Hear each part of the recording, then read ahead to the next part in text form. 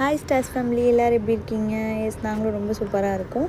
இன்றைக்கி உங்கள் எல்லாத்துக்குமே வந்து ஒரு சூப்பரான ரெசிபியை தான் வந்து ஷேர் பண்ண போகிறேன். எஸ், மட்டன் கீமா வச்சு இன்றைக்கி வந்து ஒரு வடை ரெசிபி தான் பண்ண போகிறேன். ஸோ அதுக்கான இன்க்ரீடியன்ஸ் எல்லாத்தையும் தான் நான் தனியாக வந்து எடுத்து வச்சுருக்கேன். ஸோ நான் இன்க்ரீடியன்ஸ் எல்லாம் எவ்வளோ அண்ட் மெஷர்மெண்ட்ஸ் எல்லாம் டிஸ்கிரிப்ஷனில் கொடுத்துருக்கேன், செக் பண்ணி பாருங்கள். ஃபர்ஸ்ட் வந்து நம்ம வந்து கோகனட்டை வந்து எடுத்துக்கலாம். ஸோ நம்ம வந்து ஜாரில் ஃபஸ்ட்டு கோகனட், அது கூடயே வந்து 2 க்ரீன் சில்லி, அப்புறம் கொஞ்சம் பொட்டுக்கல்லையை மட்டும் ஆட் பண்ணி ஒரு பேஸ்ட் மாதிரி பண்ணி ரெடி பண்ணி வச்சுக்கோங்க. இதில் வாட்டரெல்லாம் எதுவுமே ஆட் பண்ண வேண்டாம். இது ஆக்சுவலி ஒரு பவுடர் மாதிரி தான் வரும். ஃபஸ்ட்டு இப்போ நம்ம வந்து ஜாரை க்ளோஸ் பண்ணிட்டு இதை பேஸ்ட் பண்ணி தனியாக எடுத்து வச்சுக்கலாம்.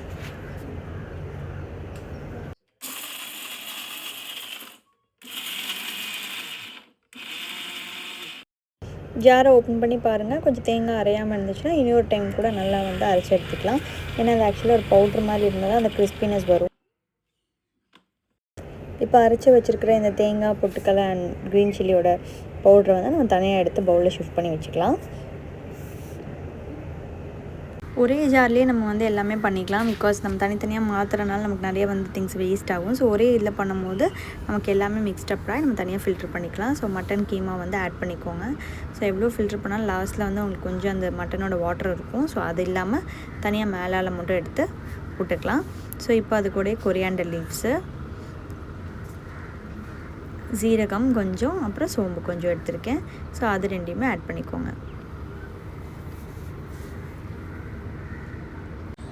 ஸோ நான் இன்றைக்கி வந்து இப்போ தான் வந்து ஆக்சுவலி பேஸ்ட் வந்து ரெடி பண்ணியிருந்தேன். ஸோ ஃப்ரெஷ்ஷாக அரைச்சி ஜிஞ்சர் கார்லிக் பேஸ்ட்டு 1 ஸ்பூன் போடுறேன். கூடயே டர்மரிக் பவுட்ரு கொஞ்சம், ஒரு chilli powder 1 spoon, coriander powder வந்து ஒரு 1/2 ஸ்பூனுக்கு கொஞ்சம் ஜாஸ்தியாக, கூடயே கரம் மசாலாவை தான் நான் நெக்ஸ்ட்டு ரெடி பண்ணணும். தீரப்போகுது garam masala. So garam masala powder add பண்ணி இப்போ மிக்சியில் வந்து இனி ஒரு மிக்ஸ் பண்ணி எடுத்துக்கலாம்.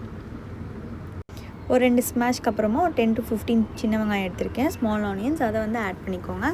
அதை ஆட் பண்ணி ஒரு நல்லா ஒரு மிக்ஸ் பண்ணுற மாதிரி அரைச்சி எடுத்துக்கோங்க. ஸோ இப்போ நம்ம வந்து ஃபைனலாக நம்ம ஃபஸ்ட்டு ரெடி பண்ணி வச்சுருந்தா இந்த பவுட்ரை வந்து ஆட் பண்ணுறோம். ஸோ இதில் நம்ம லாஸ்ட்டாக ஆட் பண்ணுறதுனால நல்லா கிறிஸ்பியாக வடை வந்து சூப்பர் க்ரன்ச்சியாக நல்லா வரும். ஸோ அதுக்காக தான் நம்ம வந்து தேங்காய் பொட்டுக்கல்லையை வந்து நம்ம லாஸ்ட்டாக ஆட் பண்ணுறோம். கூடவே க்ரீன் சில்லி ஏன் லாஸ்ட்டாக ஆட் பண்ணுறோன்னா அந்த காரத்தை வந்து கம்மி பண்ணுறதுக்கு தான். ஸோ ஃபைனலி சால்ட் ஆட் பண்ணுங்கள். சால்ட் ஆட் பண்ணதுக்கப்புறம் இனி ஒரு லாஸ்ட்டாக ஒரே ஒரு டைம் மட்டும் ஸ்மாஷ் பண்ணி எடுத்துக்கலாம்.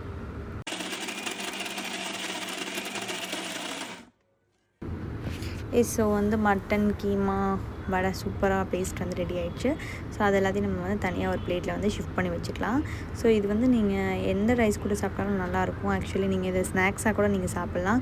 இல்லைனா நீங்கள் வந்து கர்ட் ரைஸ் ஆர் இந்த மாதிரி லெமன் ரைஸ் அது கூட எல்லாமே ஒரு சைட் டிஷ்ஷாக வச்சு சாப்பிட்டிங்கன்னா ரொம்ப சூப்பராக இருக்கும். ஸோ இப்போ நான் வந்து சின்னதாக இதை வந்து எடுத்துக்கலாம். நீங்கள் ரவுண்டாக எடுத்து ஒரு வடை மாதிரி பண்ணி எடுத்துக்கோங்க. கையில் தட்டி வச்சுக்கோங்க. நான் இன்றைக்கி வந்து மீடியம் சைஸில் தான் எடுத்திருக்கேன். நீங்கள் பெருசாகவும் எடுத்துக்கலாம், இல்லை இதை விட சின்னதாக வேணால் கூட எடுத்துக்கலாம். ரவுண்டாக கூட ஃப்ரை பண்ணிக்கலாம். பட் இந்த மாதிரி பண்ணுறதுனால நமக்கு ஆயில் ஜாஸ்தி இழுக்காது. பேனில் வச்சு கொஞ்சம் டீப் ஃப்ரை பண்ணி எடுத்தாலே சூப்பராக இருக்கும். வீட்டில் குட்டி பசங்க இருந்தாங்கன்னா நம்ம அந்த பச்சை மிளகாவை மட்டும் ஆட் பண்ணாமல் நீங்கள் மற்றதெல்லாமே ஆட் பண்ணி செய்யலாம். அவங்க கண்டிப்பாக காரமாக இருக்காது. ஸோ நல்லாவே சாப்பிடுவாங்க. ஸோ இப்போ நம்ம வந்து ஃப்ரை பண்ணி எடுக்கலாம்.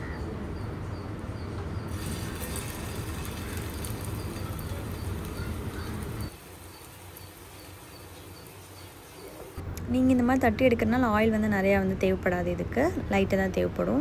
இல்லை நீங்கள் வந்து பால்ஸ் மாதிரி பண்ணி இந்த மட்டன் கோலா உருண்டை மாதிரி ட்ரை பண்ணுறீங்க அப்படின்னா கொஞ்சம் ஆயில் வந்து எக்ஸ்ட்ரா ஊற்றி இதிலே வந்து நீங்கள் ஃப்ரை பண்ணலாம். ஒவ்வொரு சைடும் 5 மினிட்ஸாக ஸ்லோவில் வச்சு ஸ்லோவாக வந்து குக் பண்ணி எடுத்துக்கோங்க. ஸோ நல்லா கிறிஸ்பியாக உள்ளே எல்லாமே நல்லா வெந்து சூப்பராக ரெடி ஆகிருக்கும். எல்லாத்தையும் திருப்பி போட்டுக்கலாம். ஸோ மட்டன் கீமா வடை சூப்பராக ரெடி ஆகிடுச்சு. நீங்களும் எல்லோரும் கண்டிப்பாக வீட்டில் ட்ரை பண்ணி பார்த்துட்டு எப்படி இருந்ததுன்னு சொல்லுங்கள். சிம்பிளான ரெசிபிஸ் தான் நான் வந்து போஸ்ட் பண்ணுறேன். எல்லாத்துக்கும் ஈஸியாக இருக்கணும், சீக்கிரமாக செஞ்சு முடிக்கணுங்கிறதுக்காக. ஸோ இன்னொரு அழகான வீடியோவில் உங்களை எல்லாத்தையும் பார்க்குறேன். So until then bye, take care.